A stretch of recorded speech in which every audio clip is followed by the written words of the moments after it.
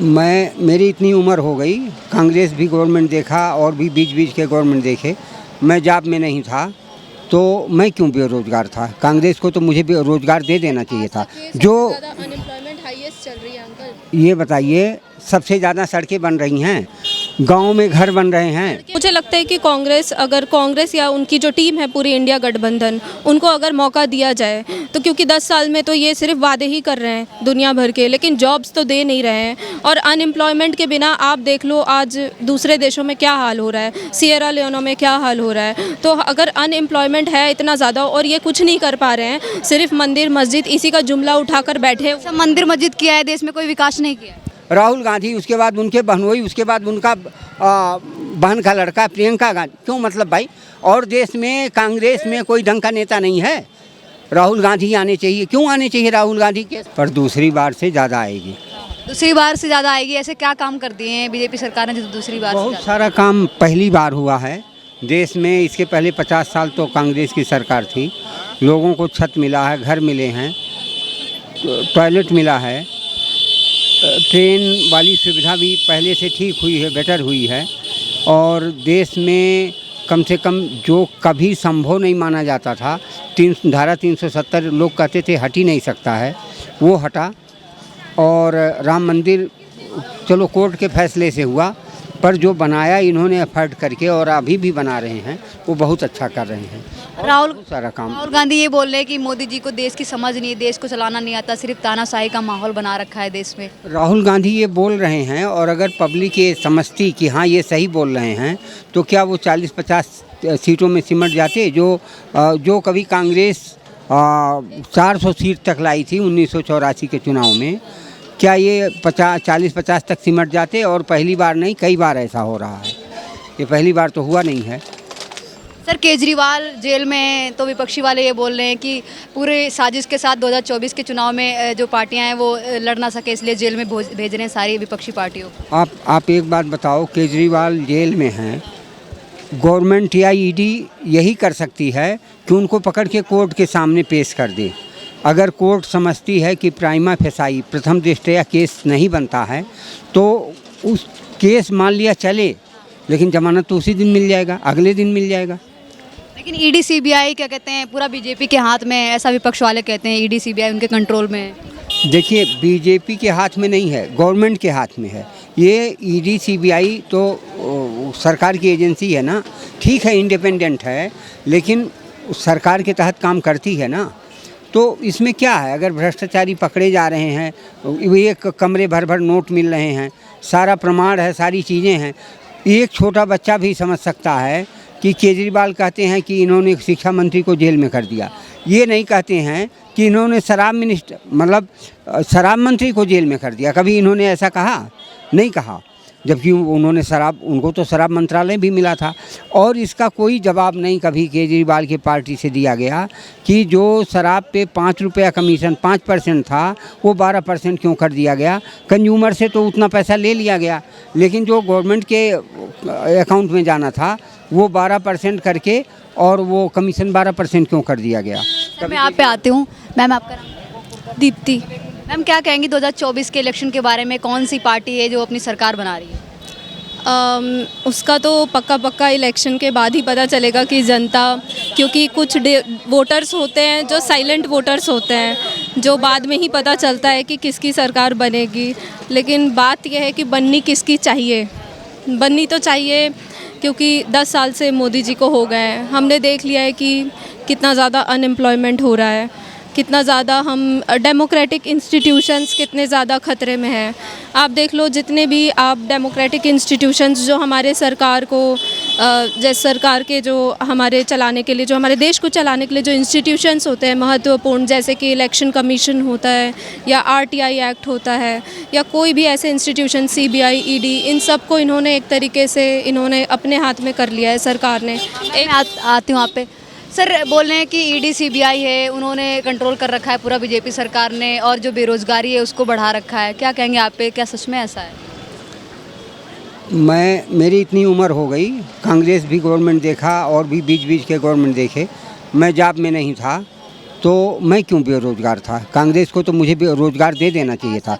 जो हाईएस्ट चल रही है अंकल। ये बताइए, सबसे ज़्यादा सड़कें बन रही हैं, गांव में घर बन रहे हैं। सड़कें पहले नहीं थी, अभी अभी अचानक से भारत में आपने सड़कें देख ली हैं, पहले कभी सड़कें नहीं थी। आप जब सरकार में है बीजेपी और 2-4 सड़कें बनवा दी तो कोई मेहरबानी थोड़ी ना कर दी सरकार ने। देश के लिए महत्वपूर्ण है कि डेमोक्रेसी रहे, लोकतंत्र रहे। सर क्या लगता है 2-4 सड़कें बनी तो हैं? मतलब नहीं, ये कह रहे हैं डेमोक्रेसी नहीं रहेगी, ये क्या मजाक है? ये तो मजाक ही है ना। डेमोक्रेसी है, चुनाव हो रहा है 2014 की, चुनाव हो, चुनी हुई सरकार आए, जिसको जनता चुने। डेमोक्रेसी का चुनी हुई सरकार आए, ये डेमोक्रेसी का एक पार्ट होता है। डेमोक्रेसी के और पार्ट होते हैं। डेमोक्रेसी का फोर्थ पिलर कौन सा होता है? आप मुझे सिर्फ ये बताइए, डेमोक्रेसी का चौथा स्तंभ किसको बोलते हैं? सिर्फ आप मुझे इतना बता दीजिए। हम आपके प्रश्न का जवाब नहीं दे पाएंगे। आप हमसे ज़्यादा योग्य हैं, आप नई पीढ़ी हैं, हमसे ज़्यादा पढ़ी लिखी हैं, लेकिन आप चीज़ों को घुमा भी तो सकती हैं बहुत ज़्यादा। हम इनोसेंटली 4 पार्ट चुनाव में एक पार्ट काम करता है, जो बात सुनिए और बाद में काटिएगा। चुनाव में एक पार्ट काम करता है, वो चुनी हुई सरकार। इसके बाद न्यायिक प्रणाली भी एक स्तंभ है, एक स्तंभ पत्रकारों को भी बोलते हैं, और एक क्या स्तंभ है। लेकिन चुनाव में तो सरकार मतलब नेता जाते हैं, पॉलिटिशियन जाते हैं, तो इसमें कहाँ डेमोक्रेसी? एक स्तंभ तो इनके लिए छोड़ना चाहिए। इसमें कहाँ 4 स्तंभ घुस गए? कहाँ 4? भाई एजुकेशन है, वो तो है ही है। जो मैम आपको क्या लगता है कि आपने बोला एक ही पार्ट जा रहा ना, वहाँ का 4 पार्ट घुस गए। न्यायपालिका कहाँ घुस गई, कहाँ एजुकेशन घुस गया, कहाँ मीडिया घुस गई। कोई रोल ही नहीं है इलेक्शन में। 100% है। मैम क्या लगता है कि आपके हिसाब से कौन सी सरकार है जो आपकी बेरोजगारी और क्या कहते हैं महंगाई को कम कर देगी? आपको क्या लगता है? मुझे लगता है कि कांग्रेस या उनकी जो टीम है पूरी इंडिया गठबंधन, उनको अगर मौका दिया जाए तो, क्योंकि 10 साल में तो ये सिर्फ वादे ही कर रहे हैं दुनिया भर के, लेकिन जॉब्स तो दे नहीं रहे हैं। और अनएम्प्लॉयमेंट के बिना आप देख लो आज दूसरे देशों में क्या हाल हो रहा है, सिएरा लियोन में क्या हाल हो रहा है। तो अगर अनएम्प्लॉयमेंट है इतना ज़्यादा और ये कुछ नहीं कर पा रहे हैं, सिर्फ मंदिर मस्जिद इसी का जुमला उठाकर बैठे। सब मंदिर मस्जिद किया है, देश में कोई विकास नहीं किया। देखो, सरकार में बैठे हैं तो हर कोई जो सरकार है वो कुछ तो काम करती है, वो तो करना ही पड़ता है, वो उतने काम। लेकिन अगर जो बेसिक मेन जो मुद्दे हैं, आप कोविड के टाइम पे देख लो कितनी ज़्यादा हमारे यहाँ स्थिति ख़राब थी, लोगों को ऑक्सीजन उपलब्ध नहीं हुए, है ना। पर हमारे देश ने तो बहुत सारे लोगों को मेडिसिन वगैरह भी दी थी, जो क्या कहते हैं मेडिसिन कोई मोदी जी के टाइम पे थोड़ी ना कंपनी लगी है। जो मेडिसिन वगैरह हमारे सेरम इंस्टीट्यूट ऑफ इंडिया ने जो दी थी, जो सेरम इंस्टीट्यूट ऑफ इंडिया है वो तो पहले की बनी हुई सब इंस्टीट्यूट है। फार्मास्यूटिकल कंपनीज पहले से हमारे यहाँ की स्ट्रांग है बहुत ज़्यादा। हाँ, तो सर अब इस पर क्या कहना चाहेंगे कि जो बोल रही हैं कोरोना में भी हमारा देश काफ़ी उसमें था? इनको और देश की और दुनिया की खबर नहीं। कोरोना में वर्ल्ड वाइड कोरोना था ना। अमेरिका हमसे 10 गुना मजबूत है, पैसे में भी, हर चीज़ में भी। और लो, ये बीच में क्यों बोलती हैं भाई? आपके बीच में मैंने बोला। आप वर्ल्ड वाइड कोरोना कितना कहर ढाया। अमेरिका हमसे 10 गुना मजबूत है, यूरोपियन कंट्रीज हमसे 10 गुना फाइनेंशियली मजबूत हैं। उनके यहाँ मौतें नहीं हुई, हमसे ज़्यादा मौतें हुई, हमसे ज़्यादा उन्होंने झेला। हमारे यहाँ पहली बार 20 साल में कभी जो है वैक्सीन बनता था, पहली बार साल भर के अंदर वैक्सीन बन गया। अब मतलब किसी को ख़राब पार्ट ही कहना है तो वो कह सकता है कि ये खाना खाने जाते हैं तो ये और भी भाई टॉयलेट भी जाते हैं, क्या मतलब है इसका? अच्छा मैम, क्या लगता है कि आपको विपक्षी में ऐसा कौन सा चेहरा है? अभी तो 26 पार्टियां हैं, कौन सा चेहरा ऐसा है जो प्रधानमंत्री के रूप में देखने लायक है? इसको देखना चाहेंगे? मुझे राहुल गांधी सही लगते हैं। मुझे लगता है कि उन्हें एक मौका देना चाहिए। मीडिया ने बहुत उनकी छवि खराब करी है, मुझे लगता है कि उन्हें। हाँ, क्या लगता है अंकल राहुल गांधी को? ना, आपने स्पेशली छवि खराब कर दी है उनकी। हाँ, राहुल गांधी क्यों होना चाहिए? इंदिरा गांधी, नेहरू गांधी, राजीव गांधी, राहुल गांधी और जो नेता बूढ़े हो गए कांग्रेस में, उनको नहीं होना चाहिए। राहुल गांधी राहुल गांधी किस काम के हैं? किसी काम के हैं? 56 साल के हो गए, बोलने की तमीज़ नहीं है। और पढ़े लिखे तो हम भी हैं, पढ़े लिखे आप भी हैं, लेकिन कैसी उल्टी उल्टी बात कर रही हैं? पढ़ाई लिखाई से क्या होता है?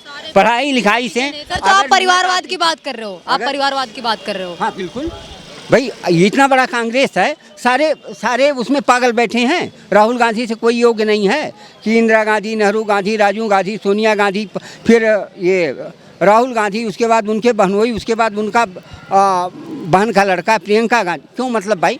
और देश में कांग्रेस में कोई ढंग का नेता नहीं है, राहुल गांधी आने चाहिए। क्यों आने चाहिए राहुल गांधी के? सर राहुल गांधी आपको क्यों प्रधानमंत्री के रूप में देखना पसंद है? कौन से ऐसे काम कर दिए, कौन से ऐसे वादे, हालांकि उनका मैनिफेस्टो आया है तो वो एक तो काफ़ी दिनों से, जैसे ऐसा नहीं है जैसे जनता बोलती है कि इन्होंने तो ये हमेशा हारे ही हैं, ऐसा नहीं है। ये अमेठी से सांसद रहे हुए हैं, तो अमेठी की जनता बेवकूफ़ तो नहीं थी जो इन्हें बार बार जिता रही थी। उसके बाद ये वायनाड से सांसद हैं, तो वायनाड की पूरी जनता बेवकूफ़ तो नहीं है जो उन्हें जितवा रही है ना। हाँ सर, इस पे क्या कहेंगे कि ये तर्क देखिए, जिंदगी भर अमेठी वालों ने उनको वोट किया और ये छोड़ के वायनाड चले गए। मतलब यूपी से पूरा देश के अंतिम छोर पे चले गए और वायनाड की जनता बेवकूफ़ नहीं है, अमेठी की जनता बेवकूफ़ क्यों छोड़ के चले गए भाई? उनका पारिवारिक सीट था, उनके बाबा दादा सारे लोग वहाँ से लड़े थे,